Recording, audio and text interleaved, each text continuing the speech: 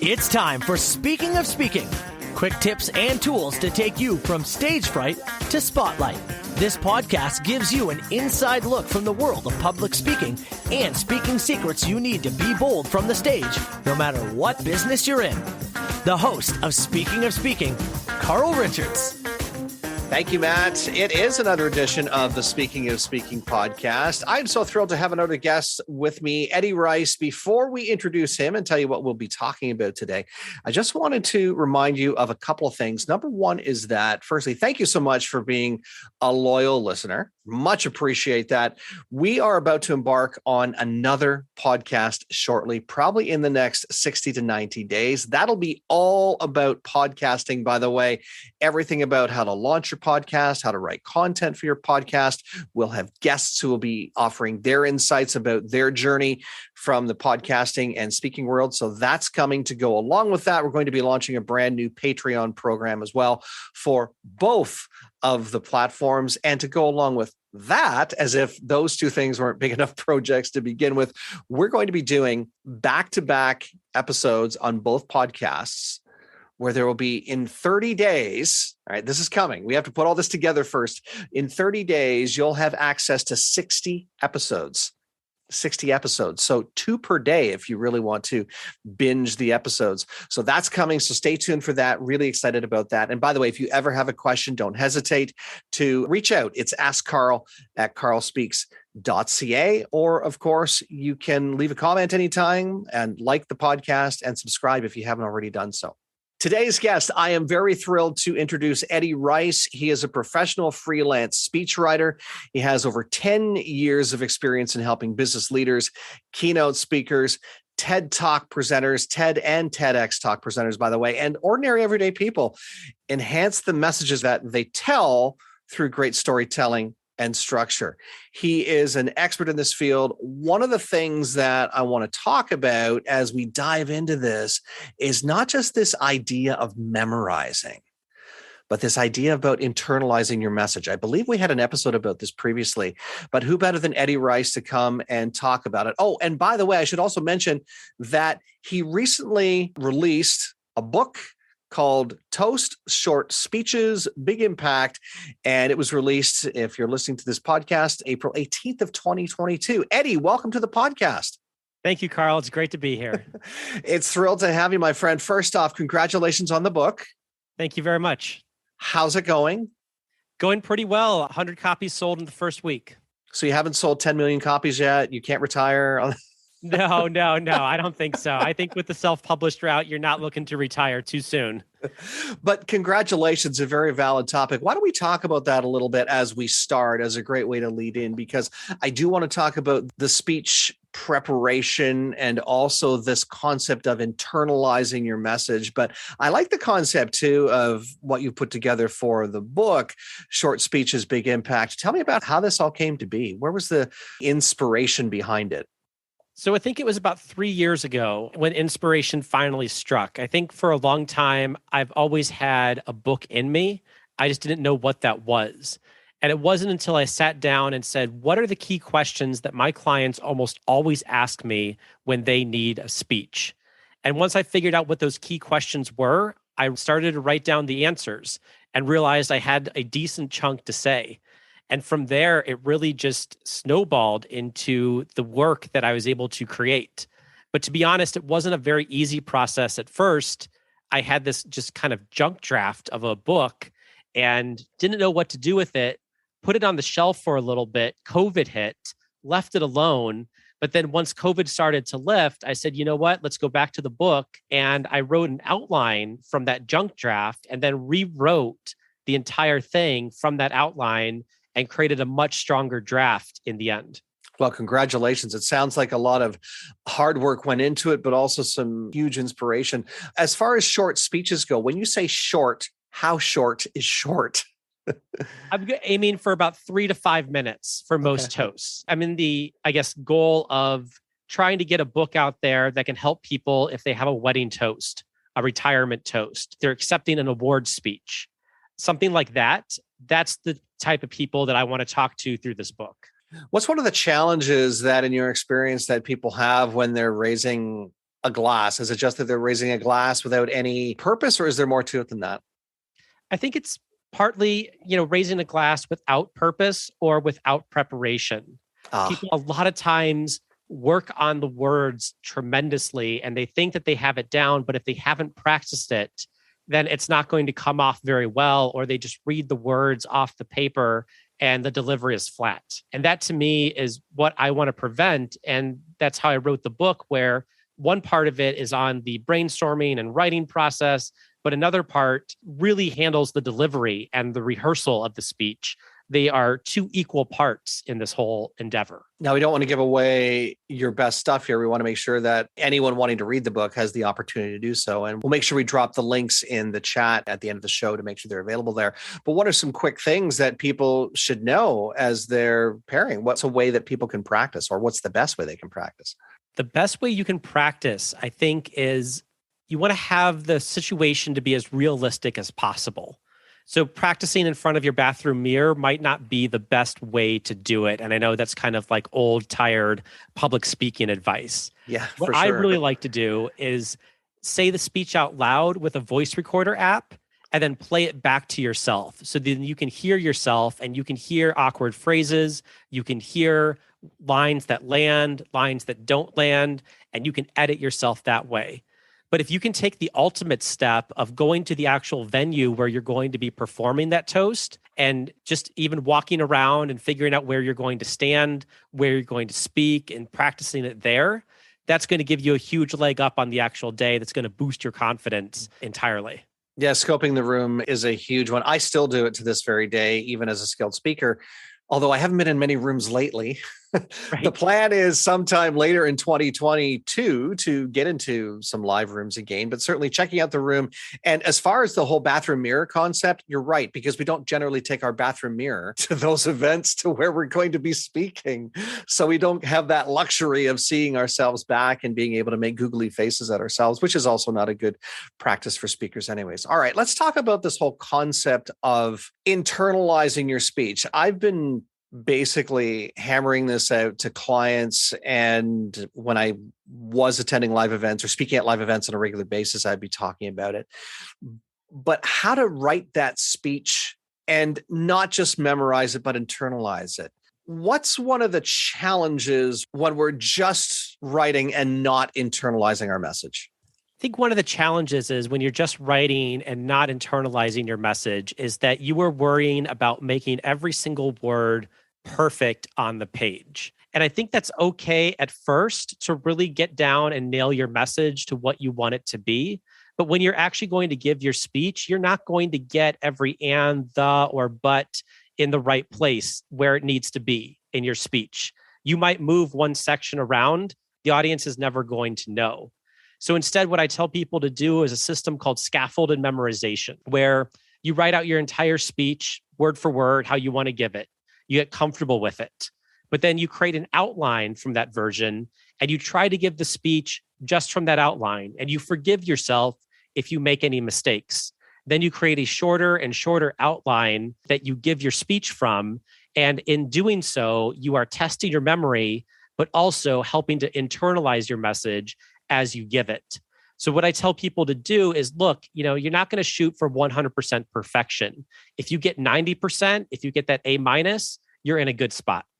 I kind of want to play devil's advocate here, but before I do that, and I might not have to do this, I'm going to ask you another question. How well do those two work together in parallel? How well do they work together? Like having the word for word version and the roadmap version, how well do they work together in the speech preparation?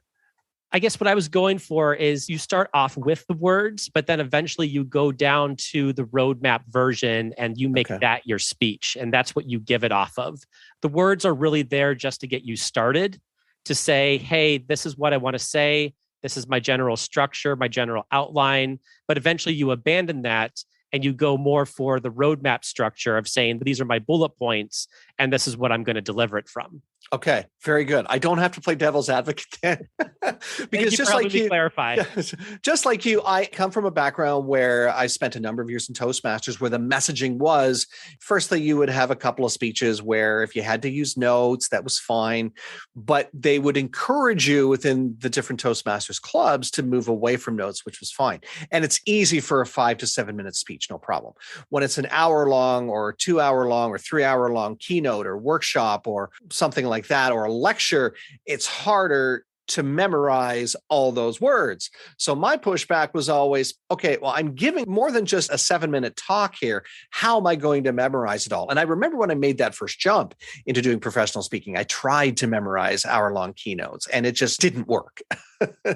So I had to abandon that idea. But I like how you've paralleled or you've brought the two together and said, start with this and then work from an outline or a roadmap.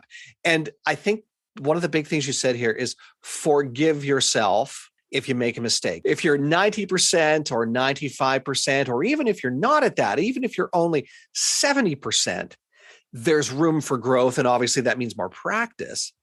But there's also an opportunity to not beat yourself up for having it not perfect, because I think that was one of the struggles I had, was it wasn't perfect. And I was striving for the perfection where it's not the perfection. It's about having the message shine through. Would you agree with that? Agreed 100%. I think that's really the way to look at it is, did my message get through? If that answer is yes, then you've got a great speech. And that's really what you should be focusing on and not worrying about every single word or every single story in the right, perfect place. Let's talk about the introduction and your conclusion, though. Would you share with your clients or the people that you work with that if you want to be strong and memorized or on point anywhere, it should be the beginning and the end? I believe so. And I love writing the beginning and the end together because it has a more circular feel when the ending refers back to the opening and when you can bring up those same themes, or if you promise something in the opening, you can ensure in your closing that you delivered on that promise. I love writing both of those sections together. And I think that's a strong practice to get into, in addition to having them memorized and ready to go for your audience. From a rehearsal standpoint, once you have the intro and your extra down pat pretty much the way you want it, and you have your roadmap, how many run-throughs should you be doing? And I know that might be a very broad question to ask, but how much preparation time maybe is a better way to put it. Do you have a rule that you follow with how much prep time you should put into a talk? Oh, I wish I did. I mean, there are some people out there that will say for like TED and TEDx presentations that you need to run it 120 times before you get it up on stage. I've heard that number thrown out before. I mean, if you have the time, have at it and go for it. I think it's really more of a gut feeling of how prepared do you feel? And then if you can get feedback from other people along the way, that can help you really gauge how many more times you have to go through something to really have it down. But I think it's going to be really more of a gut check more than throwing out, it's 100 or it's 50 or it's 20 or it's this many times per minute of speaking time.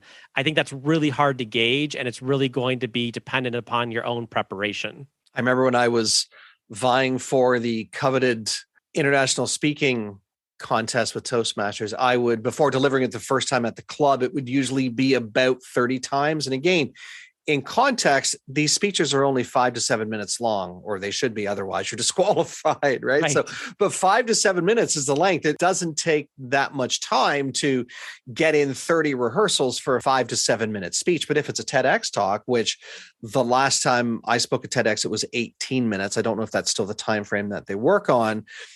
Or if it's a keynote that could be 45 to 60 minutes, you might not have that luxury of that many run-throughs or the 120 that you mentioned. So if people don't have the luxury of that kind of rehearsal time for their talk, is there something else they can be doing as a form of practice to help them with their confidence and their comfort level with their speaking?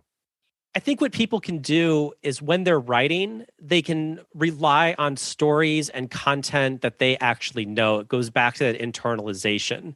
There's some people that want to go out and find completely fresh stories to tell, and those are going to be a little bit harder to memorize.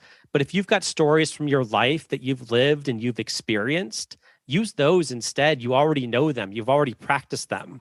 And it just takes a little bit more refinement and polish to go to that content that you already know. That's the content that you want to use rather than trying to reinvent something from complete scratch.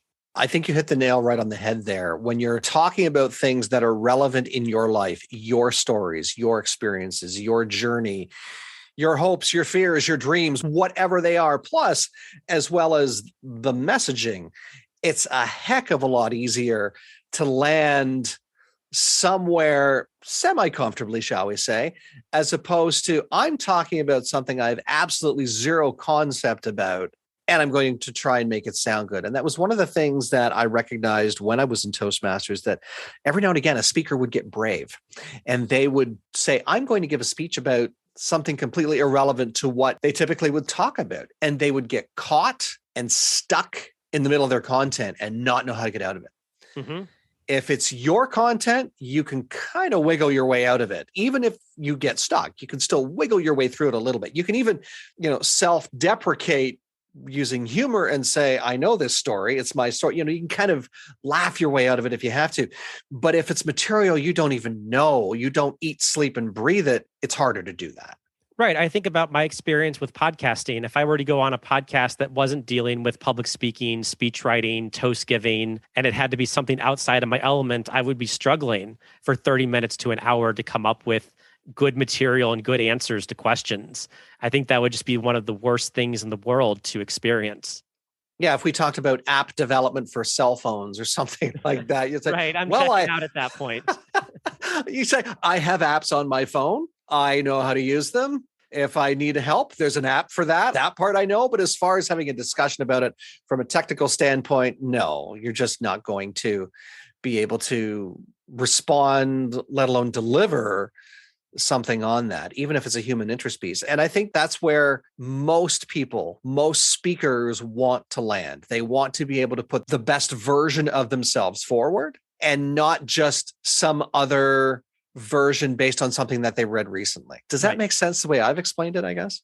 I think so. There are some people that will come on and say, hey, I read this recent article, and they may have just skimmed it. And it's going to be really hard for them to retell the main points of that article or anything else that they've heard recently. For me, I have to prep a lot of the talking points that I talk about. Mm-hmm. Even if I know it pretty well, I'm still going through in my mind ahead of time before a podcast or other speaking opportunity, what it is that I'm going to say. I'm anticipating the questions. I'm 100% there in the prep so that I can deliver a much better presentation. Which, by the way, here's my 30-second Toastmasters evaluation for you. You've been very good with your delivery today. Oh, well, thank you. I have no points of improvement for you right now. And overall, it's been a great discussion. But I have one more thing I want to talk about, because it is something that does come out of the Toastmasters world, but it doesn't only live there. We hear this all the time, and it separates a skilled or polished speaker, and maybe polished is the wrong word, maybe experienced is the right word, versus a speaker who is not really clear with their messaging or comfortable in their speaking environment. And I think you know where we're going with this. Those cursed ums, ahs, like, so's, you knows, all those other catchphrases that come into people's vocabulary when we least want them to. How do you get rid of them? There's a few ways. If you go the Toastmasters route, they'll tell you it's about noticing. And for the people that have not gone to a Toastmasters meeting, there is an actual role at these meetings where people do public speaking. They give impromptu and prepared speeches. But one of the roles is the ah counter, where you have that person who points out at the end of the meeting how many ahs, ums, and so's, and buts, and all of those other fun filler words that a person said in a meeting. And it's never meant to be, mean. Instead, it's to be informative and educational to help you just understand that that's something that you are doing. I mean, I know that a few of mine, I love and so. It's one of my filler words that I use. And I will at times put in you knows a plenty of times when I'm speaking. And I think that there's another way that you can get around it. It's simply by taking a pause and allowing your brain time to figure out what it wants its next word to be. Because often what's happening when we put those ums and ahs into our speaking, it's our brain searching for that next word. if we were just slow down, take a pause for a second, you'll eliminate most of those ums, so's, ahs, and buts. Plus, we've been taught that silence is deadly. Well, silence can be golden, and silence can mean the difference between a very thorough, well brought about presentation versus one that sounds like you don't know what you're talking about. Because I find when there's too many ums and ahs, that's how you sound. You sound uneducated, uninterested, unprepared, and really, in some cases, have unrealistic expectations of what your audience is supposed to do with that messaging that you're giving them. I had a boss at one of the radio stations I worked at, and I swear to goodness, our Tuesday morning meetings could have been completed in 10 minutes instead of 30 because every second or third word out of his mouth was an and an ah. And I wish I was making that up, but I'm not. I believe it. It was really bad. And again, coming from that Toastmasters background, it was ear splitting. It was deafening to hear it. And I hated the and ah counter because I worked so hard to get rid of my ums and ahs as a broadcaster. Sometimes they would slide in there just colloquially. And every now and again, I was pretty good, but every now and again, an and ah counter would say, oh, you had 3 ums. I'm like, I did not. I would almost go into denial. I did not.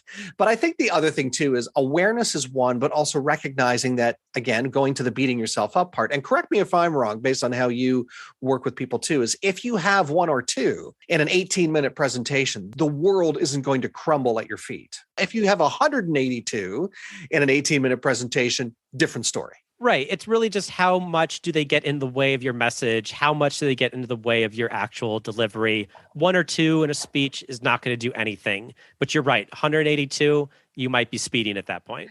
And what's it doing to your credibility if you are not aware of what your filler words are? If it's not an or an ah, I've actually graduated to the word actually. At one point, don't know why, I just actually did it. That one was intentional, by the way. But you don't know if you're not told and somebody doesn't share with you. I think that's the other message too, is if you're giving a presentation such as a talk on a TEDx stage or TED stage or any other stage where it's really, really important, you should probably get a hold of a guy like Eddie to give your presentation a once-over, to give it some feedback based on your delivery, based on how internalized is your message, based on, and you might sit there with a counter, with a little tallying the ums and ahs to get the feedback they need so that when you do deliver on the real stage, it lands where you want it to be. Yes, please reach out. I would love to help you out, whether you have a completely revised speech or you're still just in the early stages of what it is that you want to say. I can help you at both of those stages to polish it up and to make it your true message that you want to get out there. Eddie Rice has been my guest today. This has been a great discussion, Eddie. It's nice to talk to somebody who also speaks a similar language as I do when it comes to speaking and presenting, especially the internalizing of the message part. And I like the concepts then how you've brought it together and mirrored the scripted piece with the roadmap. I like that those can work well together in tandem. They don't have to be completely separate. Use both if you feel it's going to help you. I want to give you the opportunity, though, you've shared a little bit about the book already, but give you an opportunity to talk a little bit more about it if you like. And certainly, how can people find it, I guess, is the biggest thing. Sure. Let's handle where people can find it first. It's every major retailer that's out there, from Amazon to Barnes & Noble to wherever you buy audiobooks or ebooks. It should be on there at this point now. And what you're going to get from the book are a few things. First, you're going to get my entire process that I work through with clients. So everything from brainstorming to outlining to structure to final draft and delivery, all of that's in there. In addition, I have sample speeches. So if you are stuck on what to say and want to see inspiration for how other people have tackled a wedding toast, a retirement toast, an award speech, you can read those speeches and get ideas for your own. So it's really 2-in-1 is what you are getting from this book. Excellent. And I'll make sure that the links go in the show notes. So if you're hearing this podcast, you should be able to click over to the show notes and the links for Eddie's book should be there, especially if it's on Amazon for sure, but we'll make sure it's there. Eddie Rice, again, thanks for being my guest today. Before I let you go, any final thoughts you'd like to pass on to the audience? When it comes to giving a toast, what I would tell you to do is 2 things. Honor the person and honor the event. If your speech can do that in 5 minutes for a toast that you have to give at a wedding or retirement ceremony or any similar one, you're going to be in a good spot. Excellent. Eddie, thanks so much for being my guest today. Carl, it was absolutely wonderful. Thank you for a great conversation. And remember, as Eddie would probably join me in saying this, as a guy who speaks as well, get out there and own the platform. Thanks for listening to the Speaking of Speaking podcast. Fired up about something you heard today? Want to learn more? Be sure to visit carlspeaks.ca. And don't forget to follow Carl on Twitter @CarlRichard72 or join the Facebook group Speaking of Speaking.